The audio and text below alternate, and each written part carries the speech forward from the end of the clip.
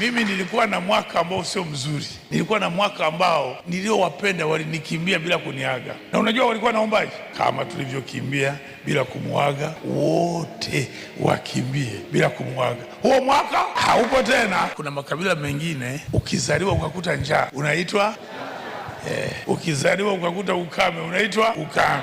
Ukizaliwa ukakuta ukoo wanapigana unaitwa hivyo hivyo, ili huo mwaka usipotee. Wakikuona wanajua alizaliwa ule mwaka tunapigana. Yako majina mengi sana ambayo huenda hata wewe kwenu hujui kwamba yanamaanisha vita, si kweli? Au njaa, shibe, sijui kama yapo yanayomaanisha kula na kunywa na kushiba. Ila kote na kote tumefanyaje? Tumepona leo.